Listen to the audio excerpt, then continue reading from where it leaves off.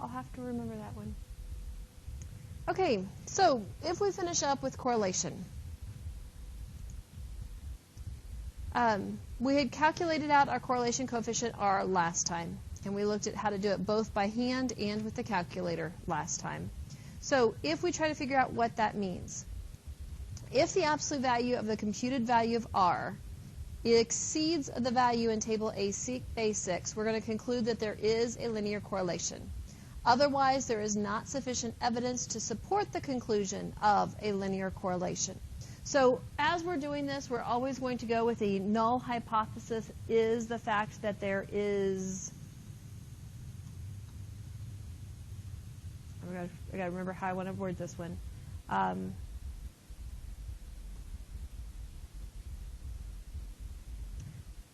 That there is not linear correlation.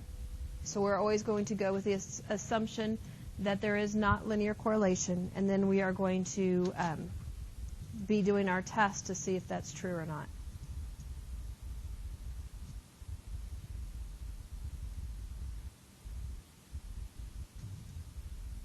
Right.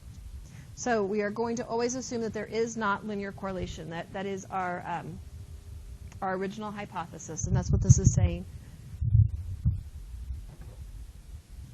So our null hypothesis is that rho is 0.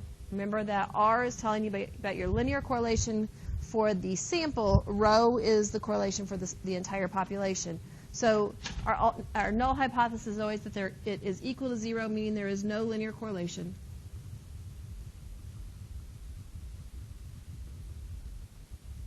With my alternative hypothesis is the fact that rho is not 0, which means there is linear correlation. So if I get my correlation coefficient to be extreme, so very close to 1 or very close to -1, because your R value is only going to be between 1 and -1. If everything matches up exactly on the line and it has a positive slope, your correlation coefficient is 1. If everything matches exactly on a straight line and it has a negative slope, then it's a -1 for your linear correlation. Everything else is somewhere in between. If my correlation is 0, that means there is no relationship whatsoever within there. But if it's close to 0, that's telling me it's really not very strong correlation, and so you really can't assume that there is. And so that's the reason why when you get that correlation coefficient close to 0, then there's not sufficient evidence to support the conclusion of linear correlation. If it is extreme, so extremely close to 1 or extremely close to -1, and we'll decide on what is extreme using table A6 in a second. If it's extremely close to 1 or -1, that's when we say that there is a linear correlation, that there looks like there's some sort of pattern between those, there's a relationship between the two, and that pattern fits a straight line correlation. So if we look at table A6 first, before we look at an example.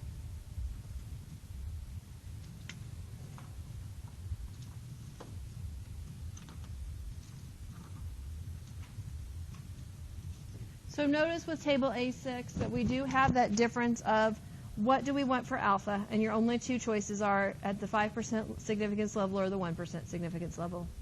Depending on the number in my sample, you can't have less than 3, because if you have 3 points, you're really not going to have enough information to try to draw a conclusion about a straight line from just 3 points. 2 points, obviously, there is a line between them, but it doesn't tell you if there's really a relationship there or not. So you have to have 4 or more points when you even start looking at this. So looking at the sample size, how many points you're looking at, how many ordered pairs, what is good enough? Notice that as you get larger sample sizes, you're not going to have as good of correlation to really say that there still is a linear correlation between them, because you're looking at lots of ordered pairs, having lots more variance to them and that type of stuff, to where your correlation coefficient doesn't need to be as close to 1 as it does if you have a small sample size. So this is what has been determined to be statistically significant enough to be able to decide is there linear correlation or not. So knowing that that is our reference that we need to use, let's look at number 5 on page 531. Discarded garbage and household size. And above it, it's saying we're going to use alpha to be 0.05 for number 5 through 8. That's our significance level. In a study conducted by University of Arizona researchers, the total weight in pounds of garbage discarded in 1 week and the household size were found for 62 households. Minitab was used to find that the value of the linear correlation coefficient is 0.758. Is there sufficient evidence to support the claim that there is a linear correlation between the weight of discarded garbage and the household size? So we're making the claim that there is correlation. Your null hypothesis is that there's not. Your alternative is that there is.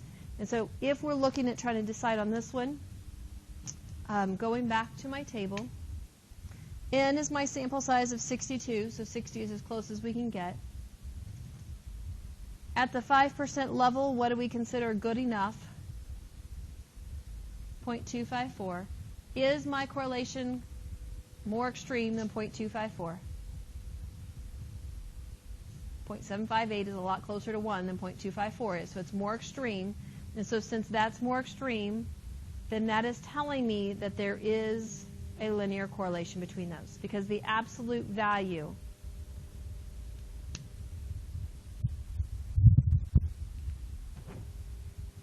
of the 0.758 is more than that 0.238, wasn't it? 0.254?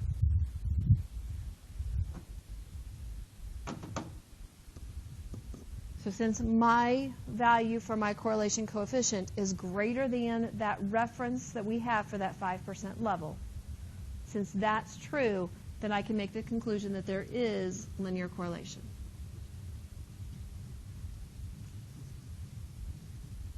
And it's linear correlation between the amount of garbage used and the household size. Is that what it was? Yeah.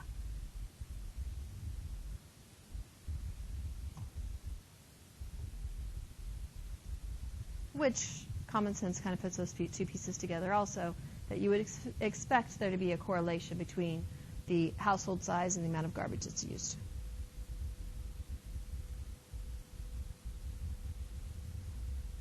Questions there?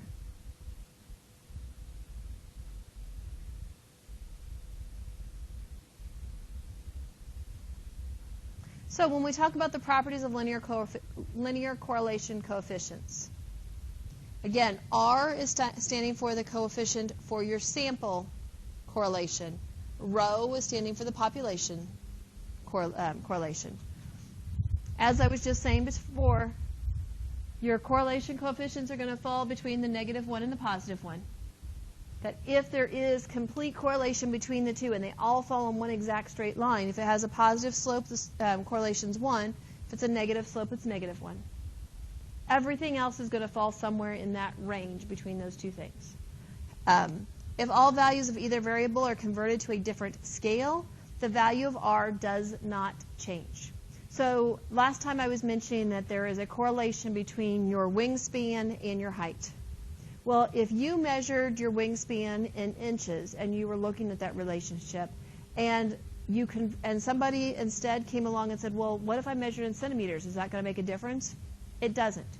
If you measure your wingspan in centimeters and your height in centimeters now, and you look at the same data, it's going to have the same exact correlation coefficient. So if I went through and converted all the data points into centimeters instead of inches, it's going to have the same. Or if I change all the inches into feet, it's still going to have the exact same correlation coefficient. So your R value does not change because of the scale that's being used. And the value of R is not affected by the choice of X and Y. So which one you call your independent and which one you call your dependent value will not change that correlation coefficient. So if we were saying that your wingspan is going to be your Y and your height is going to be your X, and you found your correlation coefficient, and then somebody else said, well, no, I think the height depends on your wingspan, and they made the height the Y and the wingspan the X, you're going to get the exact same correlation coefficient. You'll still have, whether it's a positive slope or a negative slope, it's not going to change. How closely impacted those two things are, of what that relationship between them is not going to change. R measures the strength of that linear relationship. So the closer that R is, then the stronger that relationship is between those two different values, between your X and Y values. and the closer it is to being a nice straight line. R is very sensitive to outliers. They can dramatically change its value. So that's the reason why you want to plot these and look to see, does it look like we have outliers? And if you continue with statistics further, there's a difference even between types of outliers. If your outlier is close to the center value, it's not going to have as drastic of a change. So if I was looking at having this kind of a pattern to it, and I have a point that's just kind of way up here, well, this point's obviously an outlier because it's a lot higher than everything else. That one point is going to pull my entire, so my line looks like it should go, let me just use a different color. My best fit line looks like it should kind of go right through the middle of all those. Well, that one point is going to pull my whole line upwards just a little bit.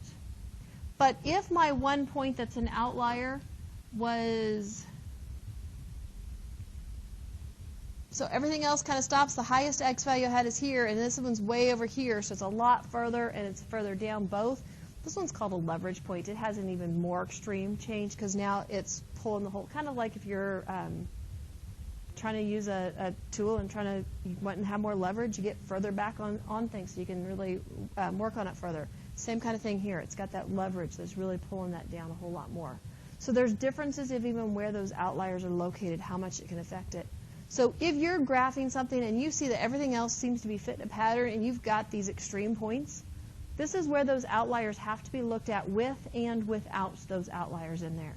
And you really have to consider both. And so you might even notice that even with either one of these outliers in or both of these outliers in there, that it still seems like it has a high enough correlation coefficient that it still looks like there's a linear pattern.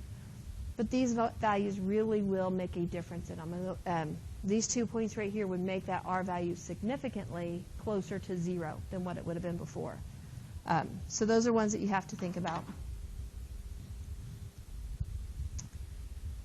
If we look at some of the common errors with correlation, one common error, and you will hear this happen a lot, it is wrong to conclude that correlation implies causality. Just because there's a relationship between two things does not necessarily mean that one thing causes the other thing to happen. And that is a big thing to pay close attention to. When you are just, and that's one of the big ones between whether this is a study or whether it's an experiment, makes a difference of whether I can make a cause and effect relationship between two things. Because if I'm doing an experiment, I'm intentionally keeping a control and I'm intentionally changing something on one, and I can look at what's going on my two different samples. Then I can decide if one thing causes something else to happen. Most of the time, though, we're just looking at a situation that's happening, and we're just taking a study and a sample of what's going on, and just, a lot of times just going over and questioning people on things. If that's the case, you really can't determine a cause and effect. Another one that was just on the news again this morning was talking about whether or not getting vaccinated for the MMR shot for children compared to autism. There's a lot of people that think there's a correlation between those two things. And there's been studies that's been done that says there's a correlation. Now there's studies being done that says there's not a correlation. And trying to look if there's a relationship between those two things, it doesn't necessarily automatically mean there's a cause and effect. Just because you get your MMR doesn't necessarily cause kids to get autism, even if there is a correlation. It may very well be that there's a correlation because autism tends to be noticed at the same age that kids are supposed to get their MMR shots. And so that may just be happens by time, just because of the timing of when things are, versus it being a actual correlation between those two things. And that's, again, if you're doing these kind of studies, those are the things you have to look at of, okay, so I'm noticing there's a correlation between these. Are there outside other factors that should be taken into consideration at that same time? Another one that another linear correlation that I just was hearing about this morning too was looking at there being a relationship between, I'm trying to remember what exactly they were, the amount of sleep that children get for the kids that are between the ages of 10 months and 36 months and the amount of discipline problems that they have. That there's a linear correlation between those, which common sense kind of says that if you get a kid that's not getting enough sleep, they tend to be cranky and they cause other problems. So It's kind of one of those where the study is supporting what common sense has always been saying too. But again, looking at a correlation isn't necessarily a cause and effect. That one's pretty close to seeing from examples that probably so, but still cannot just necessarily jump to the fact that because the kid didn't get enough sleep, it's causing them to be a bad kid. But there's probably a relationship between those things. Averages, be very careful here. Averages suppress individual variation and may inflate the correlation coefficient. If instead of taking each individual kid and trying to see is there a relationship between the amount of sleep the kid got and the amount of discipline problems that kid had, if instead you asked the teachers to find an average of the amount of sleep the kids got and an average of the number of discipline problems you have in that day, well, by taking the average sleep time and the average number of discipline problems per kid, and I do that for lots of different teachers, so I have all these different teachers give me my information, well, now I've got the law of averages. Having one kid that got 14 hours of sleep is kind of offsetting the kid that got 6 hours of sleep to still get in that whole range of being around the 10 hours of sleep that you want kids to get. So the kids ended up having on average 10 hours of sleep, even though you had a couple of kids that didn't get nearly enough sleep in that problem. And so that suppresses that relationship between those two things because now you're not seeing the individual values when you're taking those averages of stuff. Linearity, there may be some relationship between X and Y even though there is no linear correlation. If, for example, the problem we looked at last time, that our data looked like it was a nice friendly parabola. Our nice friendly parabola had a correlation coefficient that was very close to 0. I think our R value is like 0.13. Very close to 0 as you're looking at doing that. And so we would make a conclusion that there's not a significant linear correlation. But then once you graph the data, hopefully you can see, well, yeah, it's not a straight line because it's a nice parabola. And there is a different relationship between them. Not everything has a good linear correlation. Truly, most things that you're going to look at have not got a linear correlation. You usually more frequently get exponential relationships where things are going to kind of go slow for a while and then sort of take off and then take off more extreme. That type of relationship where it's an exponential growth or an exponential decay, those types of things happen a lot more frequently than having the linear relationships. So that's where graphing things is extremely important as we do things. Right now, though, we're focusing on there is a lot of times that we have linear relationships between things. So we found that we have a correlation between two things. What do we do with it from there? Well, our best fit line is called that regression line. In this section, we find the equation of the straight line that best fits the paired sample data. That equation algebraically describes the relationship between these two variables. The best fitting straight line is called a regression line, and its equation is called the regression equation. So sometimes you're going to hear it called the best fitting line. This is going to call it the regression line, or the regression equation, if we're looking at the equation of that line. The regression equation expresses a relationship between X, which is your explanatory variable or your predictor variable or your independent variable, and Y, which we either call the response variable or the dependent variable. The typical equation of a straight line, so if you're in college algebra, the equation that we usually do is Y equals mx plus b, where this would be Y hat, which would be your sample Y values.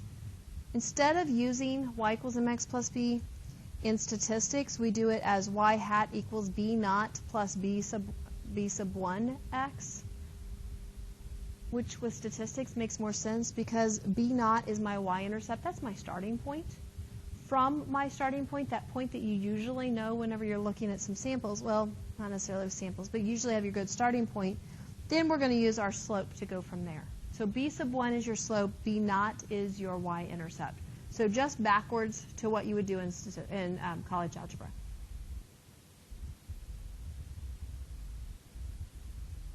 And again, your y values are the dependent variable. That's that thing that changes depending on what you choose to do for your x values.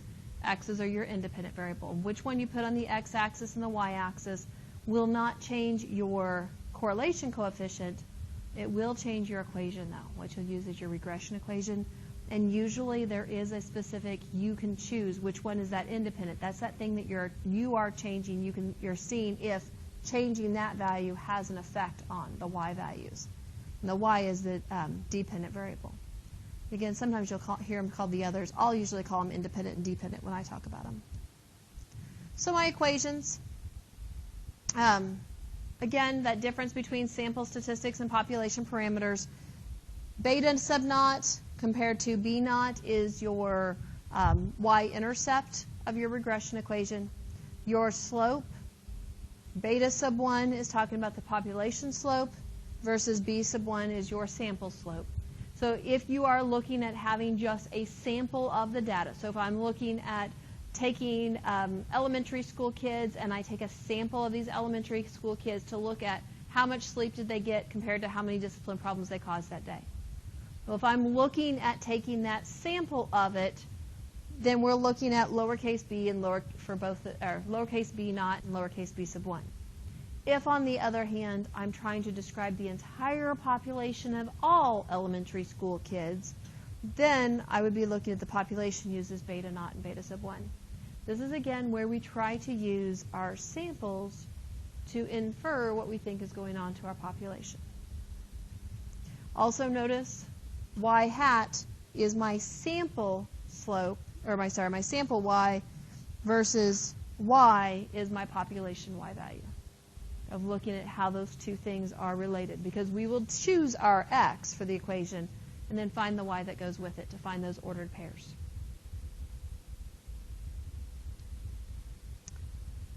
First of all, our requirements that have to be met before we can try to use these equations. First of all, the sample of paired data has to be a simple random sample of quantitative data.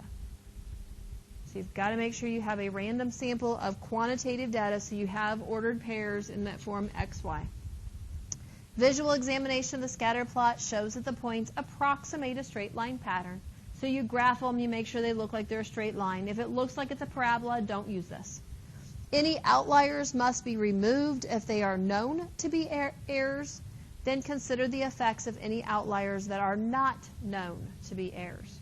So if we have something that just looks like it doesn't belong, consider what's going on with and without it. Go back and look at what that point is. If you know that point was just typed in wrong, fix it. If you know that that point's not a possible point because of, again, that 540-year-old person versus the 54-year-old person, obviously that's known to be an error. If you know what their right age is, if you knew they were supposed to be 54, fix it. If all you can do is go back and say, well, I just got information that says somebody was 540 years old, obviously throw that one out because that's known to be an error. If it's one of those that's just not known to be an error, you're just not sure about it, keep it, do the problem with it, do the problem without it, and look at how much did that point change my slope and change my y-intercept and change my correlation coefficient.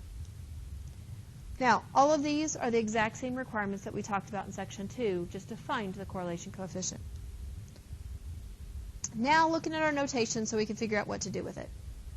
X bar is the mean of our x values, y bar is the mean of your y values, S sub x is our sample standard deviation of the x's, S sub y is the sample standard deviation of our y values. There's two different ways that the equations have been written. There is a shortcut method, and I'm trying to remember if they're both listed on here or not.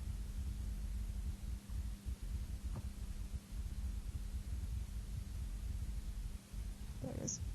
Yeah, both of them are listed on our reference sheet. There's a shortcut method, and then there's if you're doing it by hand, an easier method to be able to use. And so I know I'm doing it with the method that would use the different columns that we talked about last time. Because if we're doing this by hand and we've already done the columns to find my correlation coefficient, it's much easier to use the first method by hand versus using the standard deviation method. If, on the other hand, I know the sample means and the sample standard deviations, then for each of the x's and the y's, then there's another method we can use. So our notation, n is still the number of pairs of sample data, sigma x is the sum of the x's, sigma y is the sum of the y's, Sigma of x squared means you're going through and squaring all my x's first. So this is where you're making the column of your x squareds, and then you're adding that entire column.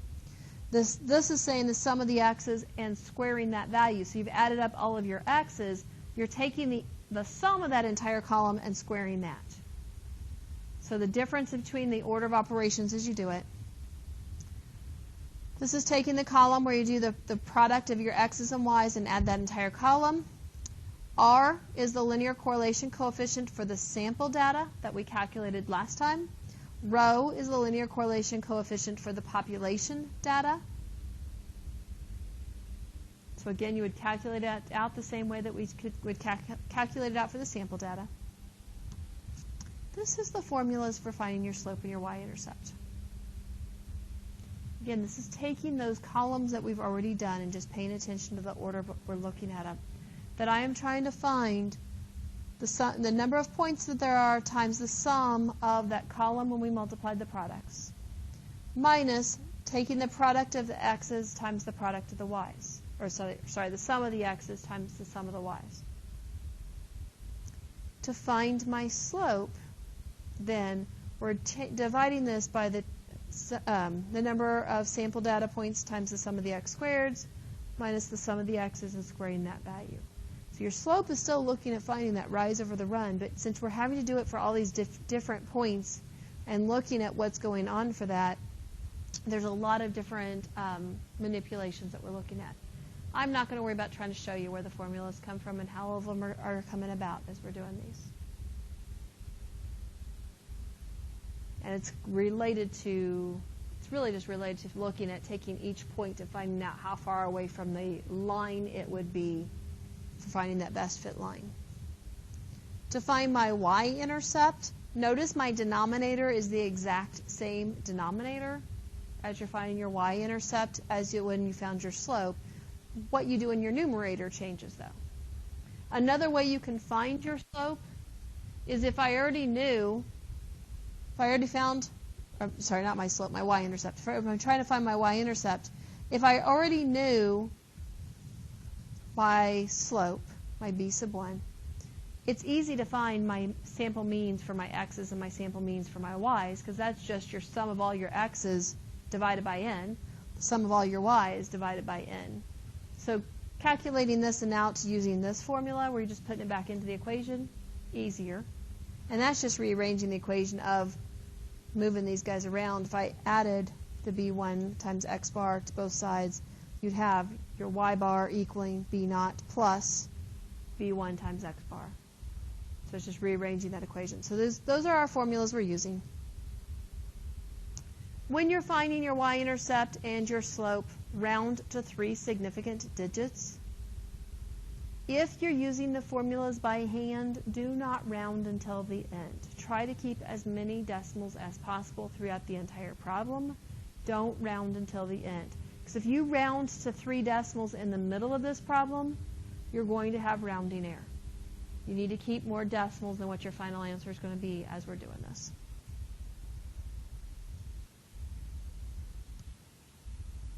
So we're just rounding our answer to 3 significant digits. So let's look at number 10, which is the exact same data we looked at last time. So we already have the same data. Last time we did, actually I didn't make you do, we just talked about finding each of the different columns. So taking all my x's, squaring each x, and adding those together. So this one right here is my sum of my x squareds.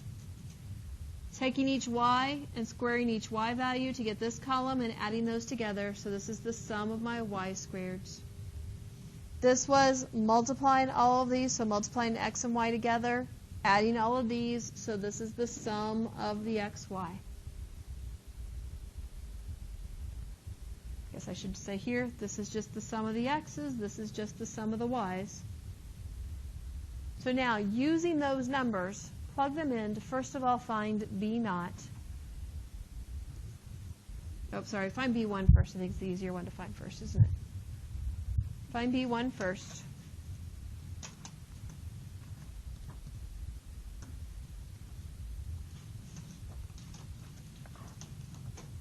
Be careful putting it into your calculator.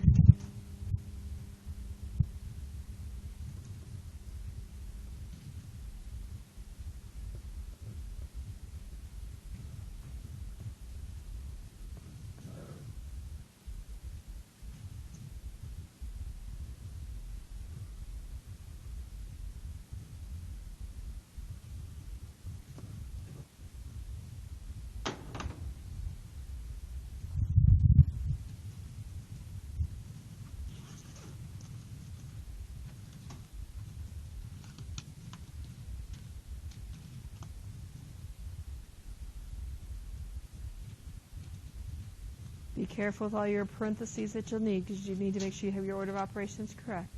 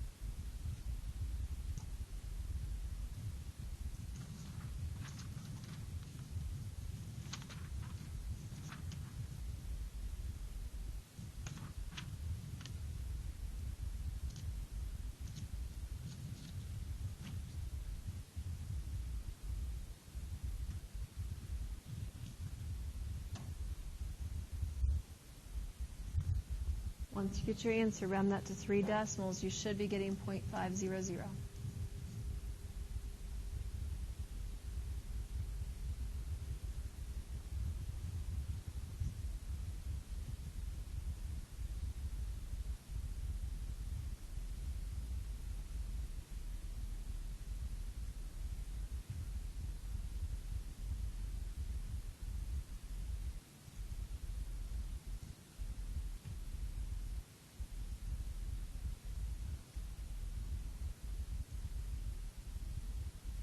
You had to have parentheses around your denominator again. I don't know what you get in the middle of it, because I just did the whole problem at once.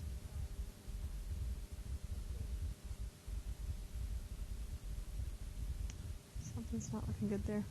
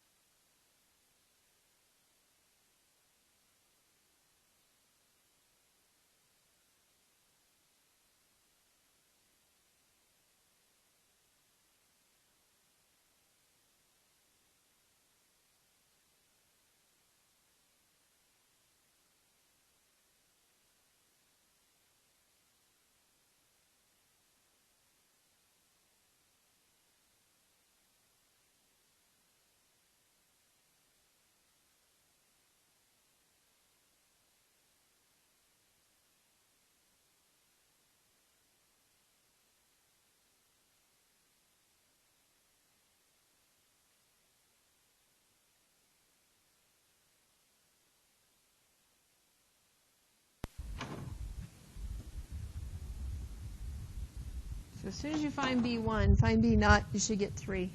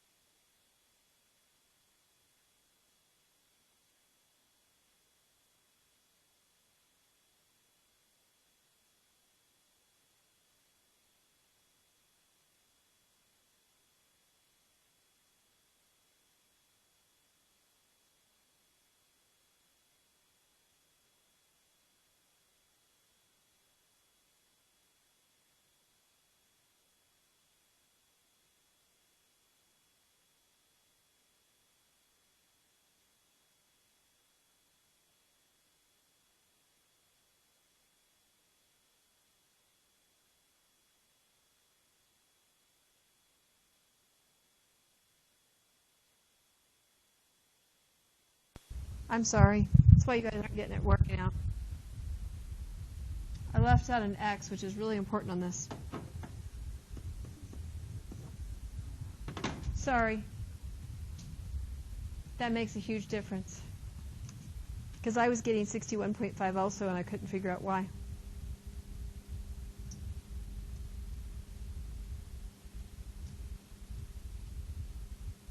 And you can just hit second, if you're on the, well, no, I guess for those of you who went piece by piece, if you did the whole thing at once, you can hit second enter and just fix the one piece that you didn't have, right?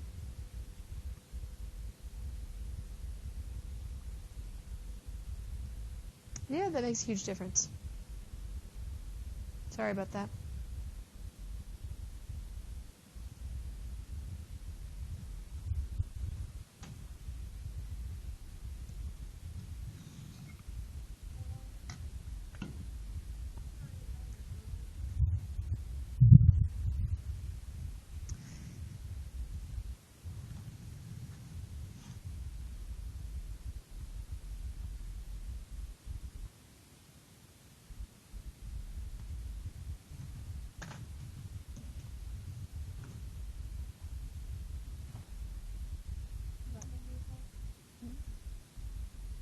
Yeah, because that should be your 1001.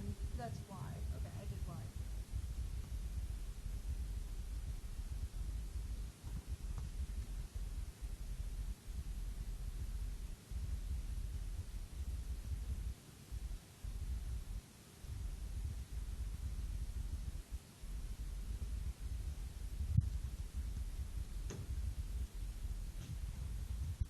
Get it? Excellent.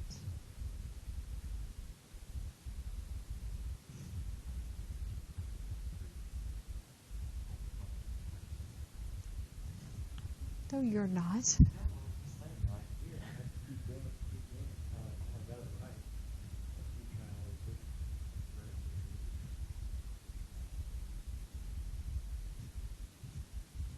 All right, so if we were doing this, what this is telling me is my equation, because our equation is that y hat equals b naught plus b1x. So my y hat is b naught, which we found to be the 3.00, plus b sub 1, which was the 0.500, times x. My best fit line has a y-intercept of 3 and a slope of 1/2.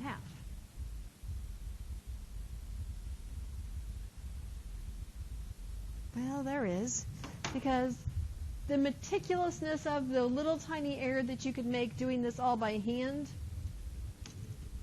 the calculator will do for you. But you have to do one of these by hand on your homework, and you get to do one of these by hand on the test. The one on the test will not be this lengthy. The numbers I will only have, I think it was like 5 or 6 points is what I have on it. And they're not decimals. But recall last time, good, I haven't changed them. So last time we had put these in as our list 1 and list 2. Now, first of all, just to kind of compare what we had, remember when we graphed these? We graphed these out using the stat plot, and we had this graph. If I wanted to compare how good is my equation, I can put this equation in here as my go to y equals and put this in as the 3 plus the 0.5x. The zeros are significant when you are writing out the equation. The zeros here, as you graph it, won't make a difference. So if I put that in as my y1, and I go to graph this, and you guys probably have the different points in there at this point in time. When you go to graph this, this shows you where your graph looks like. This also shows me, hey, I've got this outlier. You can see from this, if I actually ignored that outlier, all the other points would go exactly through the same line. This one outlier really has pulled my graph up. And so you can really see how much it has affected this.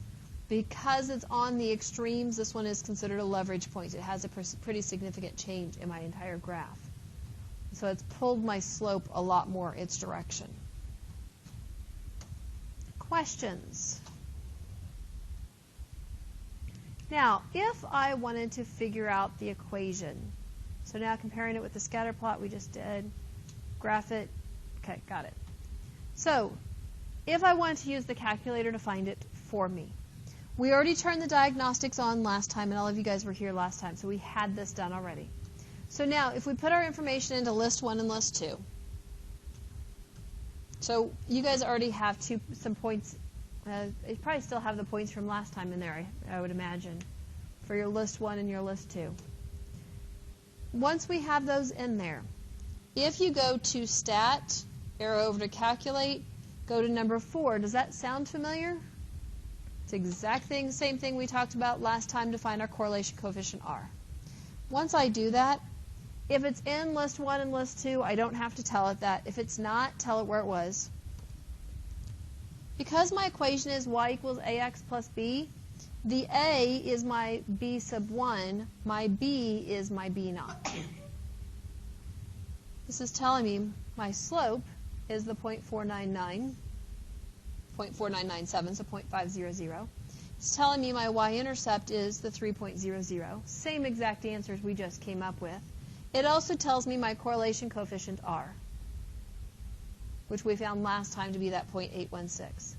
I guess one thing I didn't do and talk about, when we got this 0.816, was it good enough? Where's my table? If we had 11 points, what do we need our correlation coefficient to be at the 5% level?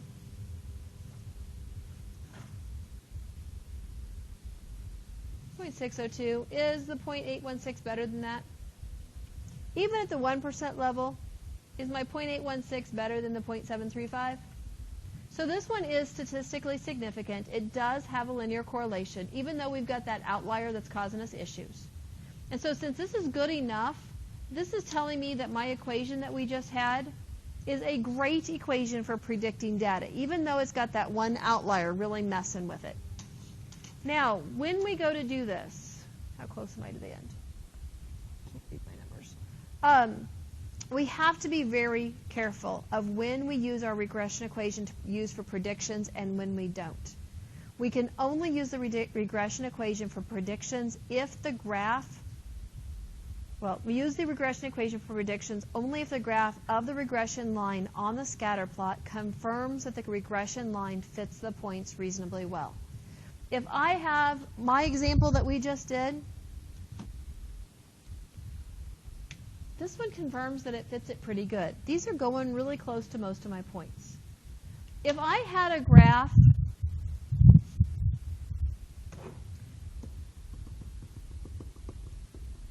that kind of looked like this, and I come up with an equation that looks like that, does that look like it fits it very well? Not really. It may have a correlation coefficient good enough, but the graph shows me that's not good enough. Don't use it. That equation's not good enough to use at this point. Also, use the regression equation for predictions only if the linear correlation coefficient R indicates that there is a linear correlation between the two variables. So if it's the correlation coefficient, if it's not good enough, then that equation is not helpful, and we can't use the equation. So there will be times that we find an equation that relates between these two things, but it's not good enough for us to be able to use. Also use a regression line for predictions only if the data do not go much beyond the scope of the available sample data. So if I'm looking at how much sleep impacts the attitudes of kids, and I'm looking at kids who slept between 6 hours and 12 hours, and we get some kid that slept for 20 hours, that's way beyond. We can't use that to predict how many times they're going to have discipline issues because that's way beyond the scope. Also, if the regression equation does not appear to be useful for making predictions, the best predicted value of a variable is its point estimate, which is your sample mean. Okay, we can't do all of these just yet because some of them are asking you to make predictions.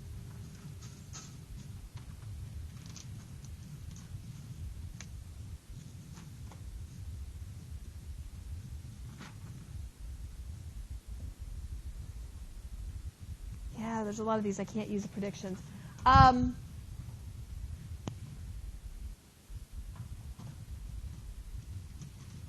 Do, obviously, page 530, do all of those. Do number 13 by hand, but don't predict. We'll talk about its prediction next time. I still don't know if our test is going to fall on the 27th or 29th. I keep hoping to get caught back up and be able to have an extra day of reviewing for the final in there. But each day I don't quite get done with everything I was hoping to get done with. So we may or we may not have that. We'll either have the test on the 27th or 29th. We'll see how much we get covered next time of whether we're ready for it the following time or not. I will definitely have the review worksheet for you guys next time.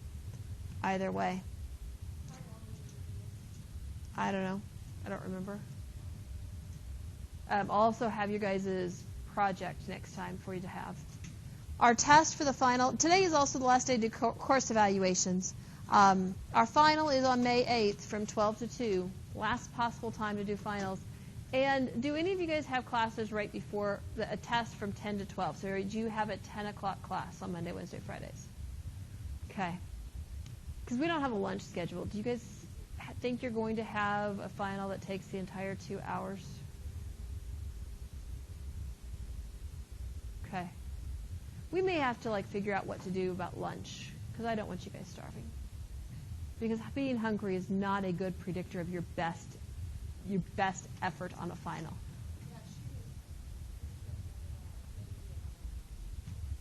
Okay.